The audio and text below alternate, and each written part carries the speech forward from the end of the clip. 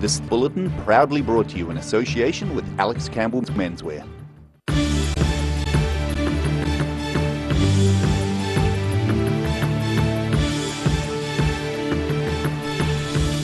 Tonight on the South Today. The Otago Volts cricket team are counting down to Saturday's one-day cricket final. Flooding in the Teviot Valley is once again frustrating for a local golf club. And a French sailor is in Dunedin partway through a solo round-the-world trip.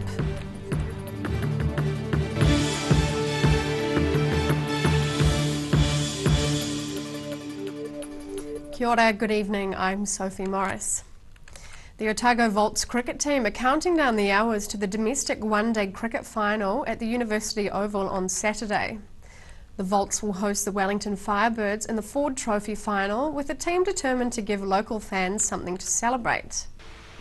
Clearly relaxed and with something to smile about, Otago Volts coach Rob Walter putting the finishing touches on the team's preparation for Saturday's Ford Trophy final in Dunedin. I keep saying to the guys, there's very low expectation from me from a finals day point of view. I'm as proud as I can be of the team. They've done extraordinary things this campaign for us to end on top of the log. Their opponents, the Wellington Firebirds, have set the pace for much of the one-day competition but have been pipped by Otago for the top spot. The two sides 1-1 against each other in the regular season. They're a strong team, they're strong in most areas, and we certainly know we've got our work cut out for us, but what we do know is we've done it once, so that doesn't mean we can't do it again. The Volts have finished last in 5 of the past 6 tournaments in recent seasons. Players and coaches delighted to finally give the fans something to cheer about. I think we've let the community down a bit in the last couple of years, and so it's nice to be able to repay that a little bit and repay back our coaches too. We have underperformed quite immensely, there's no hiding that, but it's pretty awesome to be in the position we're in now. They've had to wait a long time for something of this nature here at home, and so I'm very happy that we've been able to give them and host a home final. So it'd be awesome to see the banks full and some real energy around the ground. Remarkably, there's no rain in the forecast for Saturday. The match set to start at 11 at the University Oval, with junior cricketers getting in for free if they wear their club gear. In Dunedin, the South Today. A Southern District Police supervisor has been sanctioned for serious misconduct over his treatment of a female officer, which included slapping her on the back of the head. The Independent Police Conduct Authority has released a summary of its findings after an investigation into an officer's concerns about the treatment she was receiving from her supervisor. It included belittling comments made to her in front of colleagues and an incident where he allegedly slapped her. The investigation found the allegations were substantiated and the officer has been sanctioned accordingly. Flooding from a culvert in the Teviot Valley after last week's stormy weather is once again proving frustrating for a local golf club. For the second year in a row, flooding has caused huge damage to the Roxburgh Golf Course, leaving the club almost broke. Simon Henderson reports from Roxburgh. Almost a week to the day since flooding last year, the Roxburgh Golf Club was again underwater. It's been frustrating for Roxburgh Golf Club president Nigel Arneson. This time round, the water come down through that creek over the road here, because that culvert up the top always gets blocked, and it runs down the side of the road, comes over the road into our car park, and then flows around all over our green. And that's causing us huge damage. We've just about to reopen this green. Jacks Point Golf Club, they've donated all their time and labour to come and help us rebuild 3 of our greens basically. And that last flood, if we didn't pump the water out of this one, we would have had to redo it again. And it's just beyond a joke, because every year we're getting the same kind of thing. Teviot Valley Community Board Chairman Raymond Gunn said work on the culvert was planned by Aspiring Highways, who maintain the network for the New Zealand Transport Authority. They are going to take the top culvert off and straighten things up. It's a step in the right direction. I still think we need a bigger culvert under the road, but to do anything there they're going to have to remove the top culvert, which is really one of the biggest problems there. That culvert, if it was not restricting the water like it does 80% of the problems that the golf club have, and the flooding that comes down into here, this basin here, wouldn't occur. NZTA was seeking funding next year to undertake a full review of all existing catchments. Simon Henderson for the South Today. A group of street artists from as far away as Auckland are in Riverton this week to create a series of large murals. 8 New Zealand artists are painting areas of the town for the South Sea Spray Riverton permanent exhibition. Southland artist Danny Owen says murals are slowly becoming more popular in major cities throughout the country, and creating 8 massive murals in the space of a few days is spreading vibrancy in one hit. He says while each artist has their own narrative as to what they create, the murals will complement the town's seaside vibe. Owen chose to start in Riverton because of his own connections to the area, and says South Sea Spray is set to reach all corners of the region. The artists are looking at painting Invercargill and Bluff in the next couple of years, and say the work in Riverton is the start of something big. An open day is set to be held on Saturday for the public to watch the artists collaborate on a single mural. A French sailor has stopped in Dunedin partway through a single-handed circumnavigation in celebration of his compatriot, famous for abandoning the first round-the-world solo yacht race. Font Guyon set sail from France back in June, one of 25 participants in the inaugural La Longue Route Voyage. In his temporary berth at the Otago Yacht Club, French sailor Font Guyon enjoying some time on terra firma as he attempts to complete the inaugural La Longue Route Voyage. The event's been organised to celebrate the 50th anniversary of Bernard Montpensier, beginning the 1968 Sunday Times Golden Globe race, the first solo non-stop round-the-world yacht race. For commemoration of this event, 50 years after, in France we have organised this rally. While he was on track to win the race, Montpensier opted not to return to the start line in England and the adulation of the crowds, opting instead to sail halfway around the world again to Tahiti. Guyon plans to finish his attempt with only a few minor problems so far aboard his 12-metre yacht. A lot of little problems, but not big. I hope I don't have any other problem. The 60-year-old's at pains to emphasise the event isn't a race but a rally in the spirit of Montpensier. He sailed into Dunedin to catch up with a friend who's also taking part in the voyage. It's their third stop since setting off, and there's a long way to go yet. When we leave here, I think 3 or 4 months to finish.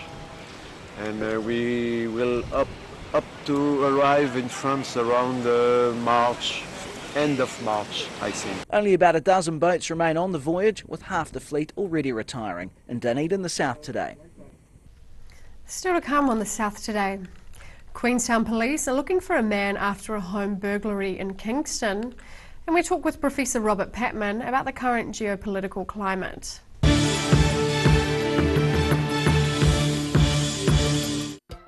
My Els and I just love coming to Alex Campbell's. That's my favourite shop. I always get good value here, and good boys really deserve good brands and good quality. Look at these tees. Local beaches on some of them too. This is only for the good boys, the old boys, the young boys. What about some bright shorts for the boys? Excellent. Every reason, every season, we're proud to dress the region. Alex Campbell Menswear, it fits. Spring is here and it's time to get in the garden. Ready Lawn will take care of your lawn needs, making Lawn Care a snap that will install the perfect lawn while you plant your favourite flowers and vegetables. Call Ready Lawn today so you can enjoy the coming season. When it's time to say goodbye to your pet, Heaven Sent Pet Cremations are here to help you through this difficult experience. Call Heaven Sent Pet Cremations today for their care and guidance. Phone 489 2274. Petrol prices getting you down? Keep the smile on your dial with an e-bike grin from Electrify NZ on Cumberland Street. For an average $2,000 savings per year, why wouldn't you? Book a test ride today.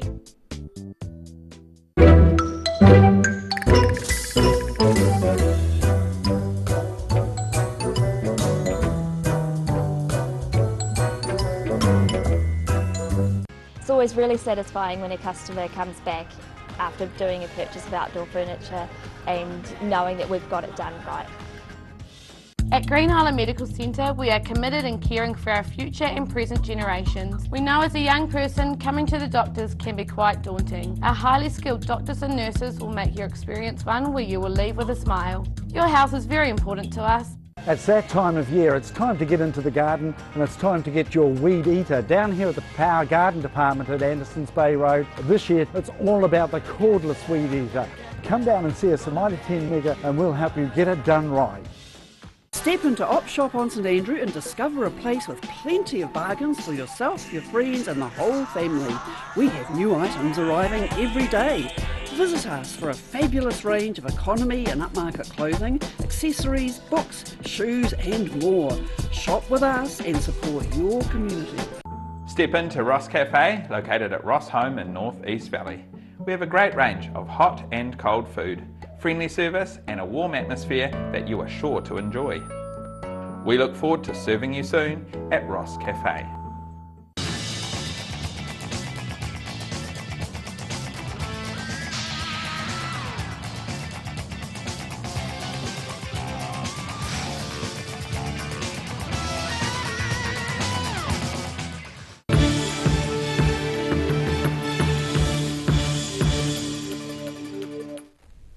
Welcome back. Queenstown Police are looking to identify a bulgy-eyed man after a burglary and car theft in Kingston last night. A Kent Street resident was shocked to discover a man in his lounge wearing a pair of his boots and carrying a bag full of food. Police also received a report of a car theft after a blue Mazda flat-deck truck was taken from a property near the Kingston Gas petrol station. Police are confident it's the same person and witnesses are being sought. The suspect is described as a bulgy-eyed Māori man in his 40s, wearing a dark green t-shirt and carrying a walking stick. The brutal murder of Saudi Arabian journalist Jamal Khashoggi, allegedly with the knowledge of the Saudi Crown Prince, is the subject of tonight's Global Insight. ODT journalist Bruce Munro interviews international relations specialist Professor Robert Patman about the significance of his killing. Kia ora, I'm Bruce Munro, and with me is international relations specialist Professor Robert Patman, and this is Global Insight. Saudi Arabian journalist Jamal Khashoggi was brutally murdered in Istanbul last month, perhaps at the behest of Saudi Crown Prince Mohammed bin Salman. This story has continued to grip headlines because of claims and counterclaims by the Turkish government, the Saudi royal family, the CIA, and US President Donald Trump. Welcome, Robert. What's the latest on the situation? Well, the latest on the situation, Bruce, is that in the last week we've learnt that Mr. Trump has actually confirmed what he'd previously been signalling since Khashoggi's death, which is that he's going to align himself with the regime in Saudi Arabia led by Prince bin Salman. This is despite the fact that the CIA have made it apparent that they believe that Prince Salman is had ordered the murder of this journalist, Jamal Khashoggi. And what we now have a situation where many countries are preparing for a G20 meeting, which Saudi Arabia will attend.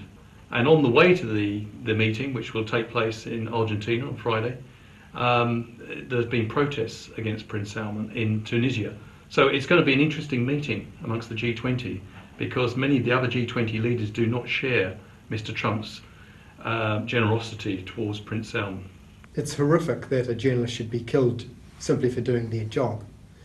But why does it seem to matter so much in this case who said what and who did what? I think, well, first of all, Mr. Khashoggi was one of the most prominent journalists in the Arab world.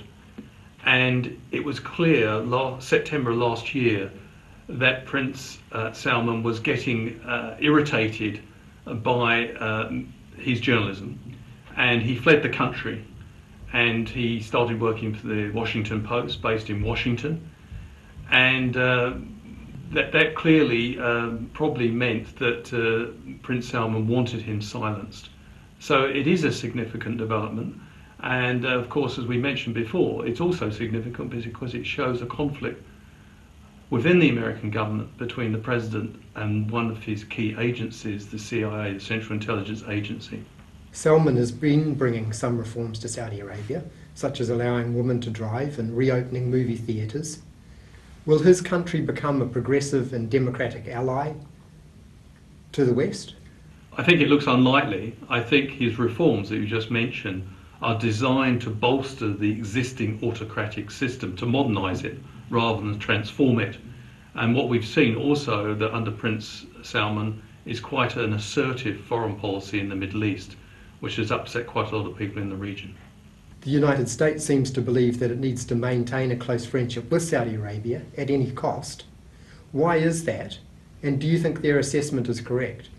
Well, Mr. Trump says that Saudi Arabia is a key ally in the struggle against terrorism in the Middle East. He also indicates, and he doesn't make any bones about this, that Saudi Arabia is a key purchaser of American military hardware.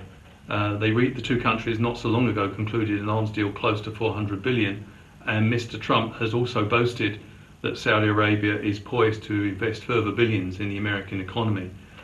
So that's the reason, but I would think that sort of alliance comes at a cost to the United States.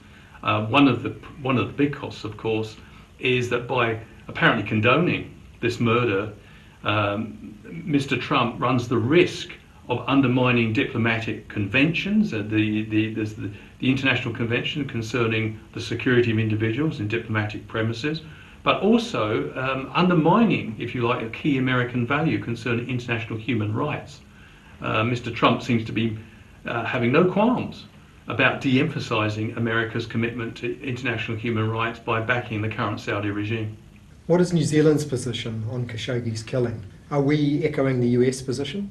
No, but on the 21st of October, the New Zealand government, Mr. Peters, the foreign minister, and also Mr. David Parker, the Minister for Trade, issued a joint statement in which they condemned the killing of Mr. Khashoggi in the strongest possible terms. But please note, that was on the 21st of October. That came more than 2.5 weeks after the killing of Mr. Khashoggi, and it followed public appeals by the likes of Professor Bill Harris and yours truly, that the New Zealand government should be speaking out on this issue. Thank you, Robert, for your perceptive comments. And thank you for watching. Catch us next time on Global Insight. Bimasalama.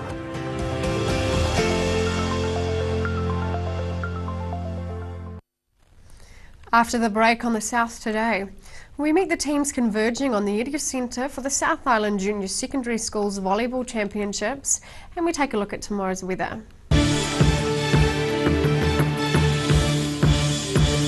Every Kiwi deserves a reliable garage door. Rely on Garador to protect your important stuff. Just like Darren, as Garador keeps his favourite ride in mint condition. We have a huge range at affordable prices. Visit our website for a free consultation. We stand behind every door. Active Interior Design in Mornington are the curtain and blind experts. The team can even advise you on outdoor products and will ensure that everything is perfect. For interior design with flair, call Active to book your free in-home consultation or call into the showroom in Mornington. Step into Ross Cafe, located at Ross Home in North East Valley. We have a great range of hot and cold food, friendly service and a warm atmosphere that you are sure to enjoy. We look forward to serving you soon at Ross Cafe. I just like it. It's something that you can see the fruits of your own labour. You put it right now, you don't have as much to do at Christmas. You come see me, Derek, in the garden department, and then we get it done right. My Els and I just love coming to Alex Campbell's. That's my favourite shop. I always get good value here, and good boys really deserve good brands and good quality. Look at these tees. Local beaches on some of them too. This is only for the good boys, the old boys, the young boys. What about some bright shorts for the boys? Excellent. Every reason, every season, we're proud to dress the region. Alex Campbell Menswear, it fits. Step into Op Shop on St Andrew and discover a place with plenty of bargains for yourself, your friends and the whole family. We have new items arriving every day.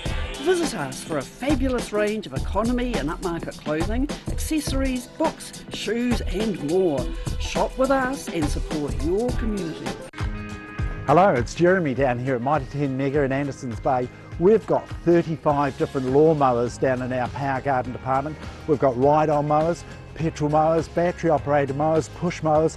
Did you know we've even got a robot, a little robot lawnmower that pops out during the day when you're at work or play. It'll pop out and mow your lawn. So come down and see me, Jeremy, down in the power garden department at Mighty 10 Mega in Andersons Bay Road, where we'll help you get it done right first time. At Green Island Medical Centre, we are committed in caring for our future and present generations. We know as a young person, coming to the doctors can be quite daunting. Our highly skilled doctors and nurses will make your experience one where you will leave with a smile. Your health is very important to us. Petrol prices getting you down? Keep the smile on your dial with an e-bike grin from Electrify NZ on Cumberland Street. For an average $2,000 savings per year, why wouldn't you? Book a test ride today.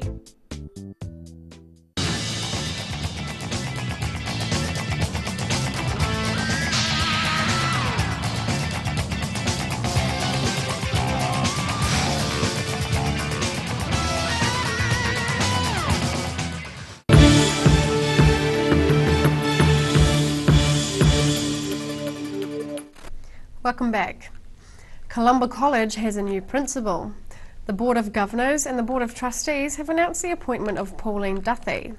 Duthie is the principal at Christchurch Girls High School and was a former principal of Iona College, a Presbyterian state integrated school in Hawke's Bay. She's previously worked at St Hilda's Collegiate in Dunedin as assistant principal and head of English. She'll start at Columba in March next year. Former Principal Juliet Hayes resigned back in April. 60 teams from Nelson to Invercargill have converged on the Edgar Centre for the South Island Junior Secondary Schools Volleyball Championships. Organisers say many of the young players are aspiring to international careers in the sport. The event was last held in Dunedin just under a decade ago. Competing against schools from across the South Island, these Year 9 and 10 pupils determined to do well in this year's Junior Volleyball Champs. Organisers say the players are definitely taking the tournament and sport seriously. Volleyball is growing in popularity as a worldwide sport. It probably has the most federations for New Zealand. It's the second fastest growing secondary school sport, and it's the 5th largest secondary school sport. So, these people are determined to play for New Zealand, many of them. They've got great aspirations and they've got really good skills. Many of these same players will also compete in beach volleyball on the last day of this week's tournament. Internationally, if any of our athletes really want to go somewhere, then beach volleyball is the opportunity for them. It's got an amazing international pathway for them. She says volleyball differs from other court sports such as basketball and netball by not having physical contact with the opposition. Another unique aspect of the game is that the referees can be the youngsters themselves. So we actually don't need to have expert refs that need to be brought in. You're always looking for people to do it. So you have the team that was probably reffing playing before, they get to ref, they get to duty, they do the lines and they stand on the side and they make the calls. And it's because it's not a really complicated game, it's really good to see that. The 4-day tournament concludes with beach volleyball at Warrington Beach, just north of Dunedin, on Friday.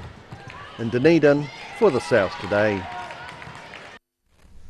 And now recapping tonight's top stories on the South Today.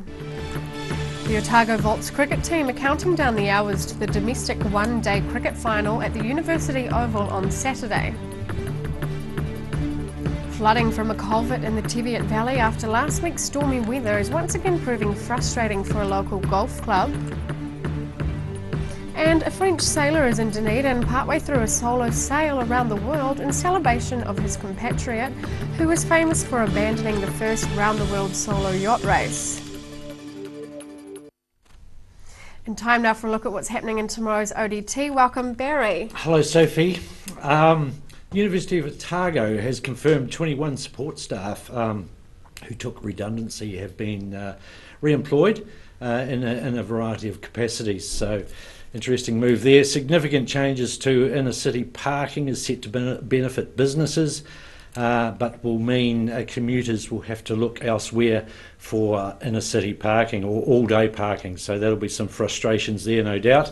Otago Regional Council are pumping $7.9 million into clean air projects in smog-prone areas, towns, so good news there. And of course, we've all experienced it probably. Taxi drivers are finding it tougher to get around the inner city because of lengthy traffic jams because of roadworks, etc. And I know my journey into town has certainly increased. Yeah. Well, so that and a lots more interesting stuff in the ODT. Tomorrow in the paper. Thank you, Barry. Thank you. And time now for a look at tomorrow's weather. Tonight's weather proudly brought to you by Mole Map.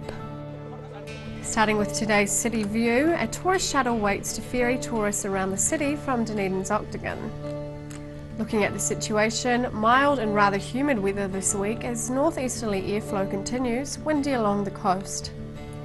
Starting off at the northwest of the South Island, Greymouth and Westport can expect a few clouds and pleasant highs of 24 degrees.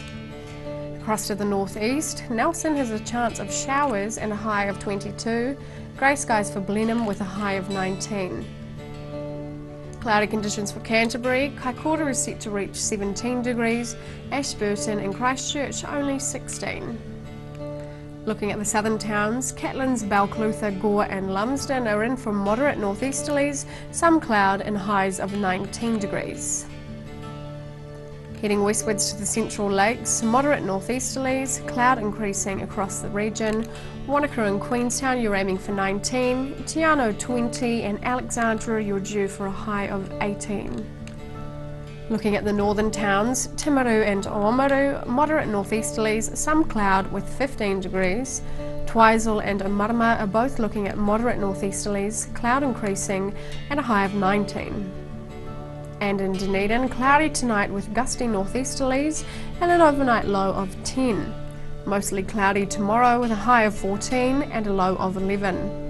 Looking to Saturday, cloud breaks with some sunny periods at times by day with a high of 15 and a 12-degree low predicted. And in Invercargill, fine tonight with an overnight low of 10.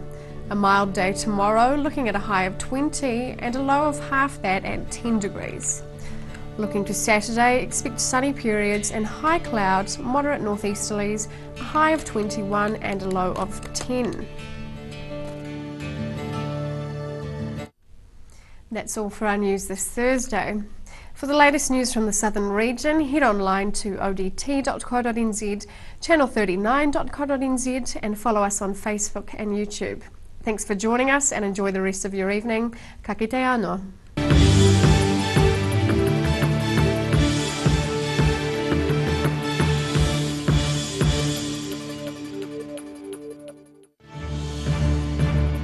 This bulletin proudly brought to you in association with Alex Campbell's Menswear.